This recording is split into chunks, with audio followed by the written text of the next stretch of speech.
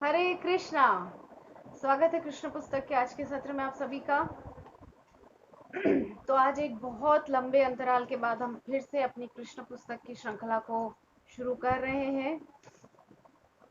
किन्हीं कारणों से हम रिकॉर्डिंग नहीं कर पाए, लेकिन आज पुनः आपके सामने उपस्थित हुए हैं। तो पिछले सत्र में हम 42वें अध्याय तक चर्चा किए थे, जिसमें भगवान ने यज्ञ भूमि में जाकर धनुर्भंग किया था। और अब 43वें अध्याय का क्रम है, जिसका नाम है कुवलयापीड़ हाथी का वध। तो कुवलयापीड़ हाथी का वध करने के लिए भगवान श्री कृष्ण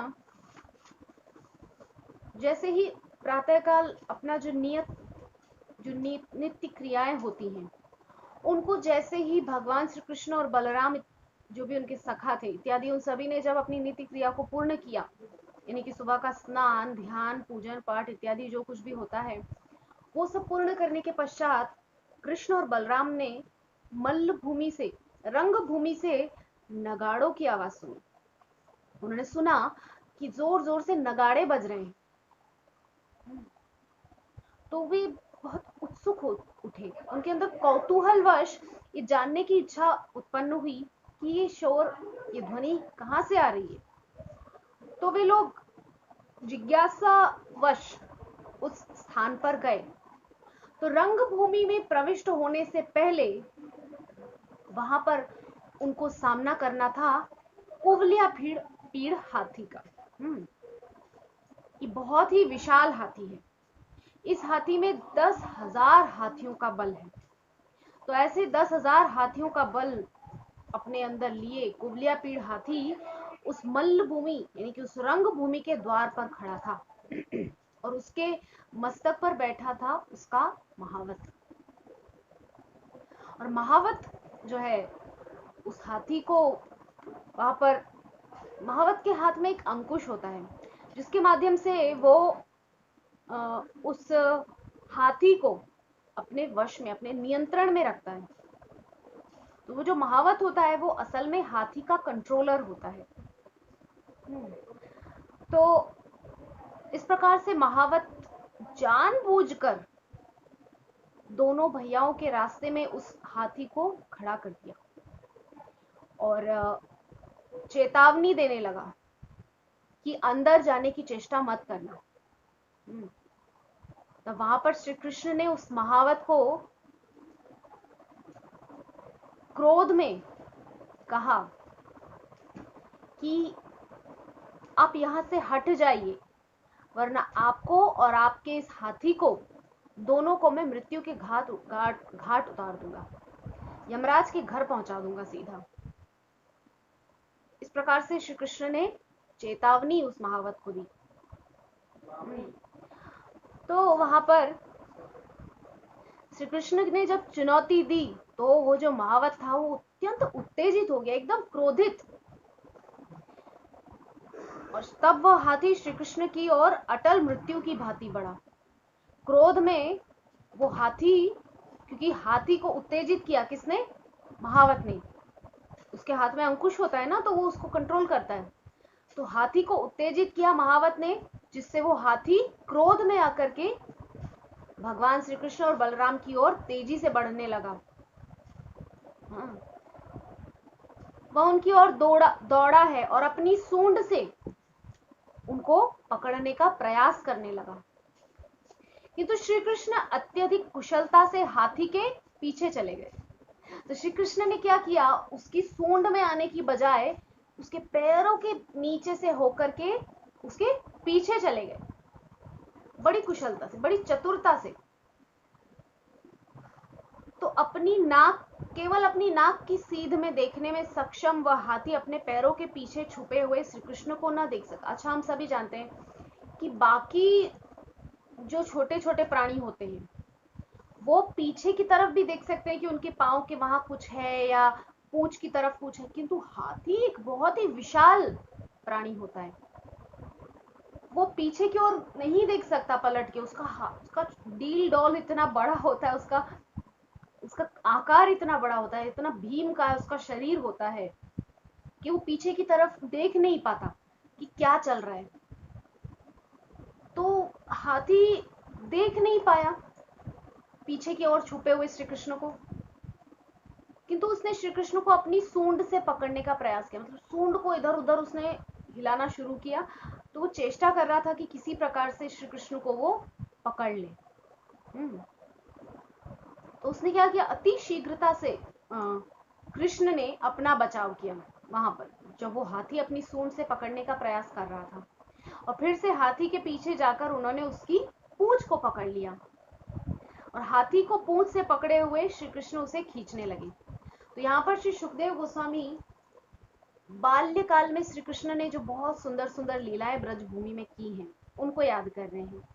कैसे श्री कृष्ण बछड़ों की पूंछ को पकड़ करके उनको खींचते थे और उनकी पूंछ के पीछे पीछे खुद भी खींचे चले जाते थे, क्योंकि बछड़े की पूंछ को पकड़ लेते थे और बछड़ा दौड़ लगाता था, तो वो पूंछ को पकड़ करके पीछे पीछे घसीटते हुए, घसीटा मतलब बछड़ा उनको घसीटते हुए ले जाता था। तो वो सब लीलाएं यहाँ पर श्री सुखदेव गोस्वामी स्मरण कर रहे हैं, याद कर रहे हैं। तो कुवलयापीड़ हाथी को पूंछ से पकड़ के भगवान ने जोर से खींचा है। तब उसके बाद श्री कृष्ण जो है उस हाथी के सम्मुख जाकर खड़े हो गए और श्री कृष्ण ने उसको जोर से एक थप्पड़ मारा। थप्पड़ मारने के बाद श्री कृष्ण क्या है, उसकी दृष्टि से ओझल हो गए। एक तो उसको जोर से थप्पड़ मारा, उसके बाद उसकी दृष्टि से ओझल भी हो गए। अब वो बहुत बेचैन हो गया, क्रोधित हो गया हाथी। वो ढूंढ रहा है इधर से उधर, मुख को इधर से उधर, उधर से इधर कर करके, कहाँ गया वो जिसने मुझे मारा। तो इस प्रकार से श्री कृष्ण पुनः उसके पीछे जाकर खड़े हो गए। तो श्री कृष्ण ने क्या किया, नीचे गिर गए और वो हाथी के पैरों की ठोकर, मतलब पैरों की ठोकर में आए। तो ठोकर खा करके वो हाथी गिर पड़ा। श्री कृष्ण उसके पैरों के उधर नीचे में लेट गए ना, जिससे वो हाथी का पैर कृष्ण से लगा तो वो हाथी एकदम लड़खड़ा के नीचे गिर गया। जैसे कोई बच्चे लोग खेलते हैं ना, ऐसे तीन चार बच्चे खेल रहे हो, एक बच्चा पैर के नीचे आकर के ऐसे लग जाए तो दूसरा बच्चा गिर जाएगा, है ना। तो इसी प्रकार से वो हाथी भी गिर गया। अब श्री कृष्ण ने क्या किया, वो तत्काल उठकर खड़े हो गए। किंतु उस हाथी ने यह सोचा कि वे अभी भी नीचे पड़े हैं। हाथी को यही लग रहा है कि श्री कृष्ण अभी भी उसके पैरों के नीचे ही है। तो उसने क्या किया कि जोर से अपने दोनों दांतों को, वो सोच रहा था श्री कृष्ण नीचे ही है तो मैं अपने दांतों से उसको वध कर दूंगा, उसको मार दूंगा उस बालक को। लेकिन श्री कृष्ण तो तत्काल उठ खड़े हुए थे। तो उसने जैसे ही अपने दांत भूमि में धसाए तो उसके दांत भूमि में ही धस गए। बहुत चेष्टा करने के बाद उसने अपने दांतों को पुनः बाहर निकाला। यद्यपि हाथी क्रोधित और विकल हो चुका था, तथापि उसके सिर पर सवार महावत ने उसे और भी उत्तेजित करने का प्रयास किया। तो वो जो उसका कंट्रोलर जो महावत था, उसने उसको और गुस्सा दिलाया और क्रोध दिया कृष्ण को मारने के लिए, कृष्ण और बलराम को समाप्त करने के लिए। तब क्या हुआ, हाथी जो है ना पागलों के समान श्री कृष्ण की ओर दौड़ने लगा। जैसे ही वह उनकी पकड़ की सीमा में आया, उन्होंने उसकी सूंड पकड़कर उसे नीचे गिरा दिया। तो वहां पर हुआ क्या कि श्री कृष्ण ने उसको सूंड से पकड़ के जैसे ही गिराया ना, तो श्री कृष्ण उसकी पीठ पर चढ़ गए और पीठ पर चढ़ने के बाद उसका दांत तोड़ करके, उसके दांत से उसका और उस हाथी का जो महावत था, उन दोनों का वध श्री कृष्ण ने वहां पर कर दिया। इस प्रकार से श्री कृष्ण ने वहां पर कुवलयापीड़ हाथी का वध कर दिया। और हाथी का उद्धार करने के पश्चात तदुपरांत श्री कृष्ण और बलराम दोनों अपने कंधों पर हाथी के दांत को सजा करके वीरों की भांति वहां से निकल पड़े। बहुत सुंदर दोनों भैयाओं की वहां पर शोभा है। तो रंगभूमि की ओर श्री कृष्ण और बलराम बढ़ रहे हैं।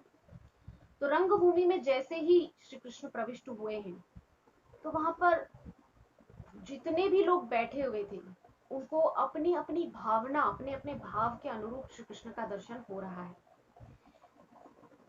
तो वहां पर जो मल्ल हैं, उनको श्री कृष्ण नरवर यानी कि नरों में श्रेष्ठ वीर पुरुष की भांति दिखाई दे रहे हैं।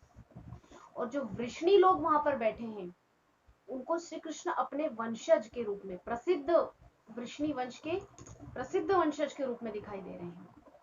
और वहां पर जो कुंवारी कन्याएं, जो स्त्रियां बैठी हैं, उनको श्री कृष्ण साक्षात कामदेव के समान दिखाई दे रहे हैं। जो छोटे ग्वाल बाल सखा वहां पर हैं, उनको श्री कृष्ण अपने मित्र सखा के रूप में दिखाई दे रहे हैं। और जो बूढ़ी माताएं, जो बूढ़े पुरुष वहां पर बैठे हैं, उनके अंदर वात्सल्य भाव जागृत हो रहा है श्री कृष्ण को देख करके। नंद बाबा के अंदर भाव जागृत हो रहा है कि ये तो मेरा छोटा सा कन्हैया, मेरा पुत्र है। और जो वहां पर बुद्धिहीन लोग बैठे थे, उन बुद्धिहीन लोगों को ऐसा लगा कि ये छोटे छोटे बालक क्या कर लेंगे इतने बड़े बड़े मल्लों का। तो उनके अंदर ऐसा भाव प्रकट हुआ। तो जिसके अंदर जैसा जैसा भाव था, श्री कृष्ण को देखकर वो भाव प्रकट हुआ वहां पर। तो इसके पश्चात श्री कृष्ण अपने अग्रज बलराम एवं ग्वाल बाल सखाओं के सहित उस रंगभूमि में प्रविष्ट हो गए। तो श्री कृष्ण ने कुबलिया पीड़ हाथी को मारा है, ये समाचार कंस तक पहुंच चुका था। कंस बहुत ही भयभीत हो गया था। पहले भी जब श्री कृष्ण ने युद्ध यज्ञ भूमि में जाकर के धनुष भंग किया था, वो समाचार मिलने पर भी कंस को बहुत भय हुआ था, क्योंकि शिवजी से उसको वरदान मिला था। जब शिवजी ने उसको वो धनुष दिया था तो ये वरदान भी दिया था कि इस धनुष को कोई भी साधारण व्यक्ति तोड़ नहीं सकता, लेकिन जो तोड़ेगा वो तुमको छोड़ नहीं सकता। तो इस प्रकार से श्री कृष्ण कुबलिया पीड़ हाथी को मार दिए हैं, ये समाचार कंस को प्राप्त हुआ। अब कंस भयभीत हो रहा है। यहाँ पर श्री कृष्ण और बलराम की शोभा का वही कुछ बहुत सुंदर वर्णन श्री सुखदेव गोस्वामी कर रहे हैं। बहुत ही सुंदर वे दोनों भाई हैं, बहुत सुंदर उन्होंने वस्त्र धारण किए हुए हैं। उनकी बड़ी बड़ी लंबी लंबी भुजाएं हैं, घुटनों तक आजानुलंबित भुजाएं। बहुत ही आकर्षक उनका स्वरूप है दोनों भाइयों का। और दोनों ऐसे दिख रहे हैं जैसे कि रंगमंच पर अभिनय करने वाले अभिनेता यानी कि कलाकार हो, नाटक कर्मी हो, ऐसे वो दोनों भाई सुंदर प्रतीत हो रहे हैं। सभी का ध्यान आकर्षित कर लिया उन्होंने अपनी तरफ। तो भगवान श्री कृष्ण का दर्शन वे सब मथुरावासी कर रहे हैं वहां पर, और बहुत ही प्रसन्न हो रहे हैं। और मुख का दर्शन करके उनको ऐसा लग रहा है कि वे अमृत का पान कर रहे हैं क्या। मुख का दर्शन कर रहे हैं, रसास्वादन कर रहे हैं, रूप माधुरी का रसास्वादन कर रहे हैं श्री कृष्ण की और बलराम की। तो इस प्रकार से मथुरावासी श्री कृष्ण और बलराम के दर्शनों का आनंद उठा रहे हैं। और उन लोगों को मन ही मन ऐसा लग रहा है कि कहीं वे श्री कृष्ण और बलराम का आलिंगन कर रहे हैं शायद। ऐसे सुंदर सुंदर भाव मथुरा वासियों के मन में उत्पन्न होने लगे श्री कृष्ण और बलराम को देख करके। अब वे आपस में चर्चा कर रहे हैं कि हमने इन दोनों भाइयों के सौंदर्य और वीरता की बहुत चर्चा सुनी है, कि जब श्री कृष्ण बलराम दोनों ब्रज में थे, यानी कि गोकुल मथुरा इत्यादि में थे, तो वहां पर उन्होंने बहुत सुंदर सुंदर लीलाएं की, हम सभी जानते हैं। पिछले के अध्यायों में हम इन सभी लीलाओं पर चर्चा कर चुके हैं। तो वहां पर मथुरा के नागरिक क्या कर रहे हैं, श्री कृष्ण की लीलाओं का गान कर रहे हैं। तो वसुदेव के पुत्र हैं, और नंद जन्म उनका वसुदेव के पुत्र के रूप में हुआ, और नंद महाराज तथा उनकी पत्नी के पास गोकुल में पोषणार्थ वे गए। पालन पोषण के लिए नंद बाबा और यशोदा मैया के पास श्री कृष्ण को भेजा गया था। तो ये सब घटनाक्रम को मथुरा के नागरिक याद कर रहे हैं, और फिर वे याद कर रहे हैं कि कितना छोटा सा बालक पूतना जैसी बड़ी महान विशाल राक्षसी का जिसने वध किया। सारी लीलाओं को मथुरा के नागरिक याद कर रहे हैं कि मथुरा जो कंस के द्वारा भेजे गए असुर थे, उनका एक एक करके दोनों भाइयों ने उद्धार कर दिया। पूतना के बाद शक्टासुर, तृणावर्त, उसके बाद अघासुर, बकासुर, फिर दो वृक्ष गिर पड़े थे यमलार्जुन के, कुबेर के दोनों पुत्र नल, कुंवर, मणिग्रीव, उनका भी उद्धार श्री कृष्ण ने किया। अघासुर, बकासुर, अरिष्टासुर, धेनुकासुर, व्योमासुर, केशी और फिर उसके बाद गिरी गोवर्धन उठा के ब्रजवासियों की रक्षा की, इंद्र का मान मर्दन किया, कालिया नाग का मान मर्दन किया, गोपियों को आनंद प्रदान किया अपनी रूप माधुरी का दर्शन करा के। तो इस प्रकार से वहां पे मथुरा के जो नागरिक हैं, मथुरा के जो रहवासी हैं, श्री कृष्ण और बलराम की सुंदर लीलाओं को स्मरण कर रहे हैं। तत्पश्चात वे बलराम के विषय में भी चर्चा करने लगे कि इन्होंने प्रलंबासुर नामक राक्षस का वध किया था। बहुत ही बलशाली है बलराम। तत्पश्चात मथुरा के नागरिक चर्चा कर रहे हैं यदुवंश की, कि कितना पवित्र ये यदुवंश है, कितना महान ये यदुवंश है, जिसमें ये दोनों पुत्र, ये दोनों बालक आए हैं। अब उसके बाद वहां पर जो उपस्थित थे मल्ल, जिनका नाम है चाणूर, उन्होंने दोनों भैयाओं को संबोधित किया और क्या कहा, हे प्रिय कृष्ण और बलराम, हम लोगों ने तुम्हारे पूर्व कार्यों की बहुत चर्चा सुनी है। तुम लोग महान नायक हो, अतएव राजा ने तुमको बुलाया है। हमने सुना है कि तुम्हारी भुजाएं अति बलशाली हैं। राजा तथा उपस्थित सभी सज्जन तुम्हारे मल्ल युद्ध के कौशल का प्रदर्शन देखने के इच्छुक हैं। तब आगे चाणूर कह रहे हैं कि जो प्रजा होती है उनको राजा का आज्ञाकारी होना चाहिए और राजा को प्रसन्न करने के लिए कार्य करने चाहिए। तो हमारे राजा की प्रसन्नता इसी में है कि तुम हमारे साथ मल्ल युद्ध करो, जिससे हमारे राजा प्रसन्न होंगे और जन समुदाय जो यहाँ पर उपलब्ध है वो भी प्रसन्न होगा। श्री कृष्ण ने चाणूर के जो कथन है उसका अभिप्राय समझ लिया कि ये मुझे आमंत्रित कर रहा है मल्ल युद्ध के लिए, द्वंद्व युद्ध के लिए। तो कृष्ण मल्ल युद्ध के लिए तत्पर हो गए, किंतु काल व परिस्थिति के अनुसार उन्होंने इस प्रकार कहा कि तुम भोजराज की प्रजा हो और हम वन में रहते हैं। परोक्ष रूप में हम भी उन्हीं की प्रजा हैं और जहां तक संभव होता है हम उन्हें प्रसन्न करने का प्रयत्न करते हैं। मल्ल युद्ध में भाग लेने का निमंत्रण उनका हमारे ऊपर एक विशेष अनुग्रह है, किंतु तथ्य तो यह है कि हम केवल बालक हैं, न बालो न किशोरस्त्वम। चाणूर आगे कह रहे हैं, हम पहले इस पे चर्चा करते हैं। तो कृष्ण वहां पर चाणूर को कह रहे हैं कि देखिए हम तो बालक हैं, हम छोटे छोटे बालक आप जैसे बड़े वीर मल्लों से कैसे युद्ध कर सकते हैं, ये तो अन्याय होगा। तो इस प्रकार से श्री कृष्ण वहां पर समझा रहे हैं चाणूर को।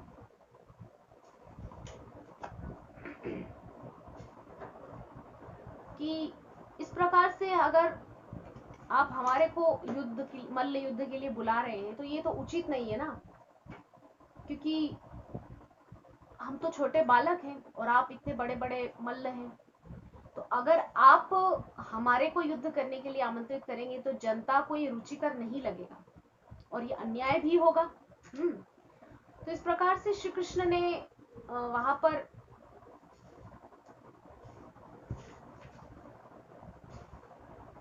श्री कृष्ण ने इंगित किया, धार्मिक सिद्धांतों का भी वहां पर कृष्ण ने हवाला दिया है। धार्मिक सिद्धांतों की भी बात वहां पर श्री कृष्ण ने कही है कि ये उचित नहीं होगा इस तरह से अगर आप करेंगे तो। इंगित किया है कृष्ण ने कि प्रसिद्ध व बलशाली मल्लों को श्री कृष्ण एवं बलराम को युद्ध करने के लिए चुनौती नहीं देनी चाहिए। श्री कृष्ण और बलराम छोटे हैं, इसीलिए इतने बड़े बड़े मल्लों को उन्हें चुनौती नहीं देनी चाहिए। तब चाणूर क्या कह रहे हैं हम चर्चा करते हैं। चाणूर कह रहे हैं कि ना बालो न किशोरस्वम, आप ना बालक हैं ना किशोर हैं, आप कौन हैं हम जानते हैं। अभी यह नाटक मत कीजिए। आपने जो कुछ किया है इतने दिनों में, 11 वर्ष 52 दिनों में ब्रज में, वो सब सुना है हमने। कितने बड़े बड़े राक्षसों को आपने चुटकियों में मार दिया, हम सब जानते हैं। तो अपने ज्येष्ठ भ्राता बलराम जी के समान हर किसी से श्रेष्ठ हो। तब दोनों भैयाओं को वहां पर चाणूर कह रहा है कि तुम दोनों ही श्रेष्ठ हो। हजारों हाथियों का बल रखने वाले कुवलिया पीड़ का वध तुमने पहले ही कर दिया है। ऐसे उसका वध तुमने अद्भुत रीति से किया, अत्यंत सुंदर रीति से उसका तुमने वध किया है। वहां पर हमने सब सुन लिया है। तुम्हारी शक्ति के कारण हम में से अधिक बलशाली मल्लों से प्रतियोगिता तुम्हारे लिए उचित होगी। अतएव मेरी तुमसे मल्ल युद्ध करने की आकांक्षा है और तुम्हारे ज्येष्ठ भ्राता बलराम मुष्टिक से मल्ल युद्ध करेंगे। तो इस प्रकार वहां पर मल्ल युद्ध की चेतावनी श्री कृष्ण और बलराम को चाणूर और मुष्टिक द्वारा दी गई। तो ये जो 43वां अध्याय है, कुवलिया पीड़ हाथी का वध, कुवलिया पीड़ हाथी का उद्धार नामक ये जो 43वां अध्याय है, ये यही पूर्ण होता है। कल पुनः आपके सामने 44वें अध्याय जिसका नाम है कंस का उद्धार, इस 44वें अध्याय के साथ पुनः कल आपके सामने प्रस्तुत होंगी। तब तक के लिए हरे कृष्णा।